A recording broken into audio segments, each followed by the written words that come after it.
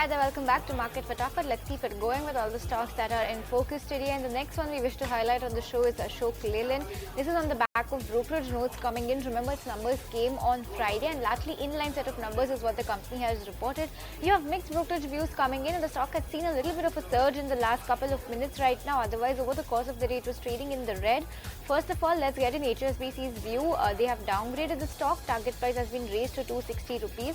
They believe that operating leverage and cost-cutting initiatives led to strong operating margins in Q4. But going forward, they think demand and cost-related headwinds will keep margins under pressure. Nomura has come out with a note as well, wherein they've maintained the buy rating. Target price at 275 has been maintained. And Citi has maintained their buy rating too, with a target price of 290 rupees. And Goldman Sachs has maintained buy call with a target price of 270 rupees per share. They believe that Q4 was largely in line, and promoters have clarified that recent increase in pledges of Akshay Leyland shares is due to temporary treasury yield operation, and they have no intention to sell any stake. So on the back of all of these brokerage actions, and remember inline set of numbers coming in on Friday, the stock is pretty flat with a slight positive bias, but almost 0.2% higher as we speak. Alright, so let's shift focus to some other pharma stocks. Then we did speak about a whole host of pharma stocks in the first segment as well. But Dr. Reddy's, Zydus Life Sciences and Biocon, these are the three stocks which are in focus today. Dr. Reddy's because US FDA has completed a GNP inspection at API manufacturing facility in Telangana, and US FDA has issued Form 483 with 2 observations on the back of this news flow. Dr. Reddy's is in focus today, but meanwhile, Zydus Life Sciences, where the company has received final approval from US FDA for a drug which is used to treat severe acne. So on the back of this news piece that has come in, both these two pharma stocks are in focus today. Okay, so both of these pharma counters in focus and decent gains coming in on both of them as well. But Kanishka, Nazara Tech is a stock that you've picked out for us. Tell us why the stock is in focus today. Absolutely. Now, all eyes are on Nazara Tech, given the company is going to announce its Q4 results later in the day. Now, estimates suggest it is likely to report a revenue of 483 crore rupees, marking a 9%, that is 9.6% decline on a sequential basis from 534 crore in the previous quarter. Adjusted profit that is projected to come in at 28 crore rupees, which is a decline of almost 8% from the previous quarter. Now, despite these declines, EBITDA is anticipated to rise by about 24%, now with margins expanding to 9.5%. Now, this suggests while the top line figures may face pressure, Nazara's focus on operational efficiency and higher margin segment seems to be leading to profitability. Now, investors will be keenly watching out for management commentary as well, that is on future growth strategies and how the company plans to navigate the evolving gaming landscape. And now, given a decline in top and bottom line that is expected to be on the cards for Nazara Tech, the stock is down about 2.5% in trade today. Well, absolutely. So, Nazara Technology is in focus on the back of that. But we now have Akshay Bhagwat, Senior Vice President, Derivatives Research at JM Financial Services, now joining us. Akshay, thank you so much for taking your time out and joining us here on ET Now. And ITC, that's the first stock that you've picked up for us today. Tell us what the charts indicate for ITC. Yeah, good afternoon. So, if you look at the FMCG pack, lately the flow is chasing the sector in the last 3 to 4 days. If you look at the price structure of ITC, I think it's been over 3 to 4 weeks that the stock has been confined in a trading range, 425 on the lower end and 440 on the upper end. So, the stock is setting up for a potential breakout, looking at the accumulation going on in the past few trading sessions. So I'm positive on this stock. I'm expecting targets still around 460, 465 from a short to medium term horizon. So with a positive view in ITC, one can buy or hold with a stop loss below 430. Positive outlook coming in on ITC. Let's move on from that. In fact, while we are talking about FMCG companies, let's now talk on LT Foods, because Kameda LT Foods, which is a joint venture between LT Foods and Kameda Sika, has launched a new snack, Crispy Hopu, under its Kari Kari brand to expand its roasted gluten-free snack range. The product is now available on select e-commerce and quick commerce platforms with plans for a full retail rollout in major cities. Now this crispy hopu snack comes in two sizes, a single serve pack of 20 rupees and a sharing pack of 50 rupees. Remember, it's a gluten-free, vegan and roasted product that avoids palm oil, offering a healthier alternative to conventional fried snacks, and this is what the company has reiterated that they want to launch more of in the market going ahead. A healthier portfolio is what the company has been aiming for. So new product being launched in the market on with its joint venture, and on the back of that the stock is up more than 1.5% as we speak. LT Foods in focus on the back of this, but Axis Bank, that is also on our radar this afternoon. Akshay, tell us, what do charts indicate for Axis Bank? I think the banking space has been in a range for a pretty long time. And with the RBI policy slated ahead in the first week of June, I think there will be good traction as we set up before the policy. Most probably, a lot of private banks may see buying interest in the next few trading sessions. That's what the charts have to suggest. So Axis Bank specifically, if you look at 1180 is a good short-term base which the stock is setting up, and potentially the way the setup is, the stock can be aiming for upside till 1275 to 1300 in the short-term scenario. So buy or hold is the call for Axis Bank with the stop loss below 1175. Okay, so 1175, that's the stop loss coming in for Axis Bank. But United Spirits, remember, it reported its numbers last week, but some important commentary that has come in from the conference call, where the management said that accessibility of Scotch whisky in India is set to improve with the implementation of India-UK FTA, which is paving the way for new premium offerings for Indian consumers. In fact, the management also spoke about innovation, where they say innovation currently contributes high single-digit to low double-digit share to the business, but the company aims to double the contribution that comes from this particular segment going forward. The company is also focusing on sustaining its double-digit growth in the prestige and above segment while maintaining EBITDA margin in high teens. So some important management commentary and guidance that has come in with respect to volume growth and margins for FY26. The stock is in focus on the back of that. Okay, stock slightly under pressure today. Akshay, let's move on. SBI is the stock that you've picked out for us. Last 6 months, the stock has given a 5% negative return. Last 1 year also quite subdued. This stock performance has not done all that much. Although last 3 months, we've seen a little bit of a recovery coming in on the charts. What are the next levels that you're spotting? The positive development on the technical charts is a bullish inverse head and shoulder, which was seen a few trading sessions back in SBI.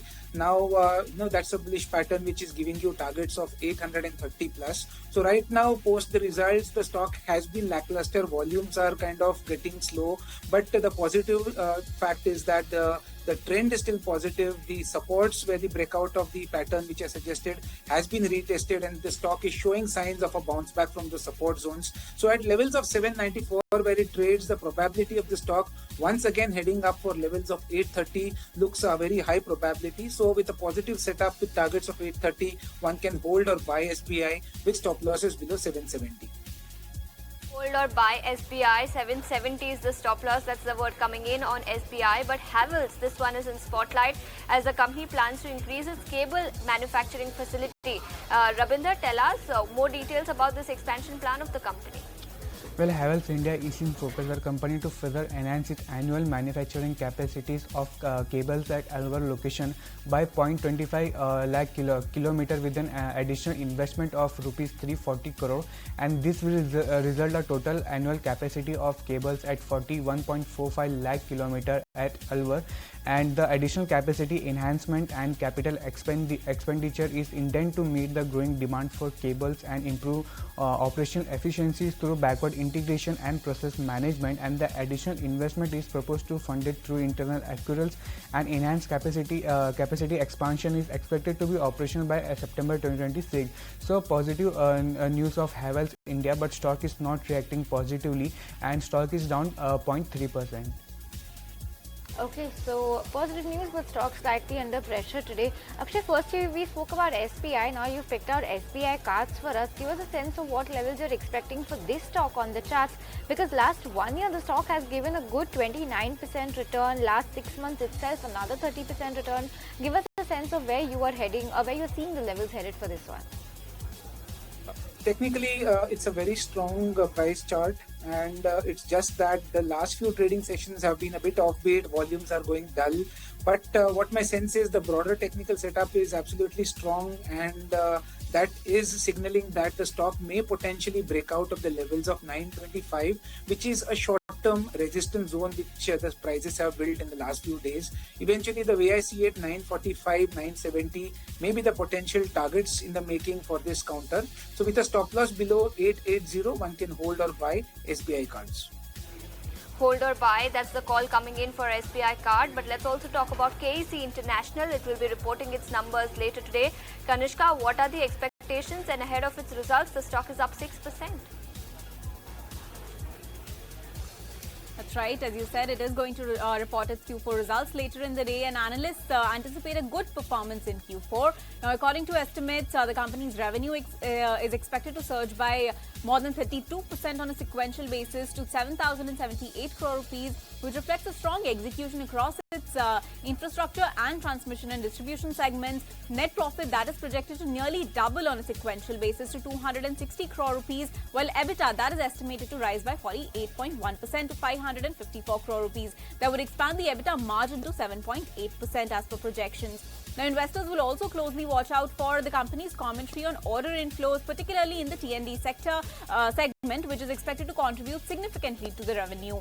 Now, additionally, insights into the company's strategy for managing interest costs and working capital will be of key interest. Now, amid those stellar growth expectations across parameters, the stock is trading more than about 6% higher, as you mentioned earlier. In fact, it's seen a rally of more than 18% in the month gone by. Okay, so that's the take on KEC International. The stock going to be in focus today on the back of its earnings. Let's move on and talk about Kotak Bank. Akshay, you've come out with you've picked this stock for us, Kotak Bank. Now we have brokerage notes that are slightly bearish on banks today. And if you take a look at Kotak Mahindra Bank, last 3 months, a 6% uptick is what we've seen. Where can we expect the stock to head going ahead? See, the longer term charts of Kotak Bank are very strong. From the short to medium term perspective, the clarity which is emerging going by the price reading is that 2050 is a level where there is demand getting back in the stock. There have been 3-4 instances recently where a bounce back has been noted from the levels of 2050. So technically, till these levels are defended, there is a good chance that the stock may make another reattempt to get near the levels of 2200 plus. So I'm looking at positive movement, targets of 2200 plus in Kotak Bank. 2050 is a good strong support which has built up. So stop losses will be below the support, and you can buy or hold for the targets of 2200 plus in Kotak Bank. 2200 plus, that's the target coming in from Kotak Mahindra Bank. But let's take a detour then. Flight operations at Delhi airport were immensely affected due to heavy rainfall in the early hours of Sunday and later during the day as well. The flight operations continue to remain impacted. My colleague Samir Dikshit is now joining us with more details. Samit, over to you.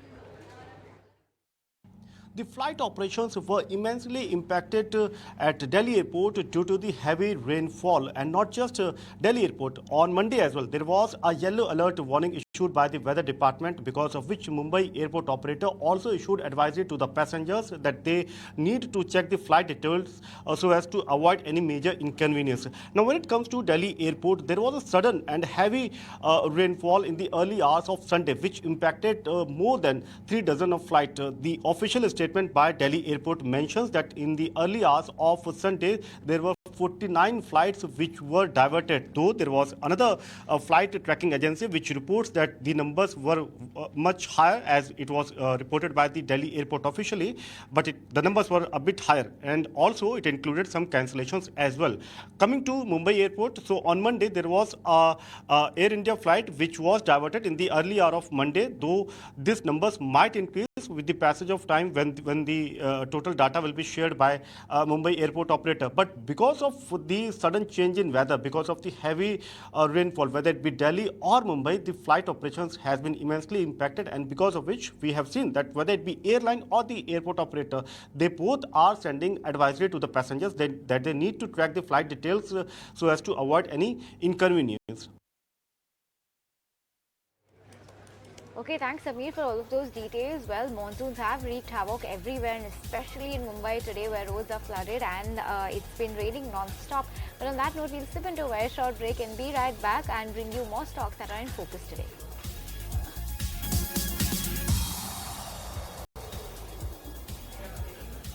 Welcome back. You're still tuned into Market Fatafat right here on ET Now, and this is a show where we take you through all the stocks that are buzzing in trade today. And Aurobindo Pharma, that's the next stock on our radar this afternoon. It will be reporting its numbers later today. The stock is under quite a bit of pressure ahead of its numbers, down almost 1%. But on a year-on-year basis, we are expecting strong set of numbers from Aurobindo Pharma. We are expecting revenues at about 8,200 crores, which will be an uptick of 8% YOY.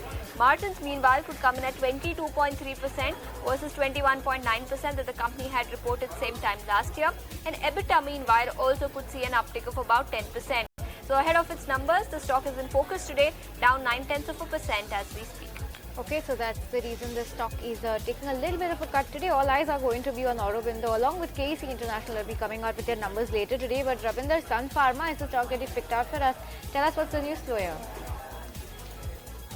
Well, Sun Pharma is in focus where Sun Pharma industry on 14 August 2024 has entered into an agreement with US-based pharma INC, pursuant to which Sun Pharma has agreed to invest up to $25 million, and the investment triggers conversions of earlier investment through SAFE, resulting in aggregate stake of up to approx 22.7% in farmers on fully diluted basis. And the fresh investment also trigger conversion of investment under SAFE at 20% discount, that is $4.71 per share. So, but stock is not reacting positively and stock is down almost 1%. Okay, a little bit of cut coming in on Sun Pharma, but let's move on from there. Kanishka, Shilpa Medicare is the stock that you picked out for us. Tell us what's the news for you. Absolutely, Shilpa Medicare is in focus again on the back of earnings. It's going to report its Q4 numbers later today. Now, according to Street estimates, revenue that is projected to grow almost 23% on a sequential basis to 393 crore rupees, up from 319 crore rupees earlier. Now, the net profit that is expected to surge around 83% to 58 crore rupees. Now, investors will also be watching out for the management's commentary on new product launches, regulatory approvals, as well as expansion plans. And ahead of the results, a solid number is what we're expecting from Shilpa Medicare. But ahead of the results, if you look at the stock movement, it's up over 12% in trade today. And if you look at the monthly movement, it has seen a solid rally of 30%. Well, absolutely. Ahead of its results, the stock is up a solid 13%. But Akshay, Kanishka, Rabinder, thanks so much for joining us with the list of all the stocks that are buzzing in trade today. But in an exclusive interaction with ET Now, Assam's Chief Minister Himanta Biswa Sarma discusses the path ahead for the state's electronic component manufacturing scheme and the progress of Tata semiconductor plant. Listen in to what he had to say. Government of India has recently announced electronic component manufacturing schemes. So, followed by that, Assam has also announced our own scheme. We have kept the scheme in a very simple way. If whatever incentive you will get from the Government of India scheme, Assam will top that up with 60% more incentive. And we will not have any like vetting committee and nothing. Once you get your approval from Government of India, we will release our part within a week without having another layer of approval in the state level. We have offered 60% top up. We have offered free land because we are developing Ratan Tata Electronic City near Guwahati. We will be co-located. And whatever other like GST exemption, whatever you require, we are ready to provide with that. So this is our first interaction. Today we have circulated our state policy, and we also got a very good presentation from the Government of India on the Government of India's policy. So I think both the state government and central government scheme together, I think we will be able to provide a very good ecosystem for electronic component manufacturing units. So far as Tata OSAT is concerned, it is progressing very well. A lot of construction has taken place. I think by the end of this financial year or by the beginning of next financial year, they will be ready with their production. Okay. So, I mean, that really takes care of ease of doing business when you say that, all the approvals will be coming in from the central government. You also have the electronic city that you mentioned about. Could you expand a bit more on how are you really facilitating the overall electronics components ecosystem per se, and how are you looking at the export opportunity that the government of India really talks about? First of all, you know that probably after the petrol and diesels, India mostly import electronic components from the outside. So a lot of foreign exchange we invest on that.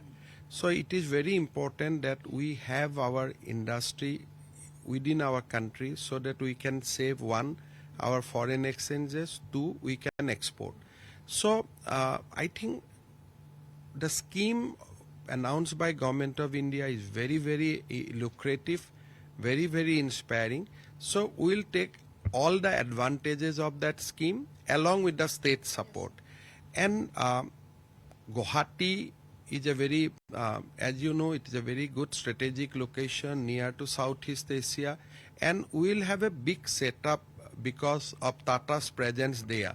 So these advantages, if you count along with a very proactive government bureaucracy, I think they will be able to do a good beginning.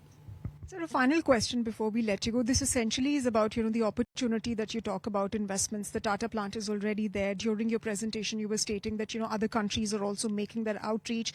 How significant does that become given the kind of uncertainty that we're seeing around in the world? And there are many companies that are looking at the China Plus One opportunity. Could you give us a sense of, how these companies are looking at India, the kind of conversations that you have, and are you looking at any conversions? We have attended Niti Aayog meeting day before of FTA. Free trade agreement with UK has been done. Discussion with European Union is in advanced stage. Today or tomorrow, FTA will be materialized with USA. I think it is up to the now. Okay, so that's an ET Now exclusive conversation coming in with the Chief Minister of Assam in conversation with my colleague Sumita Karir. But on that note, we'll wrap it up on this edition of Market Fatafat. From everyone that put the show together, thanks so much for watching. But stay tuned to ET Now because closing trades is up next.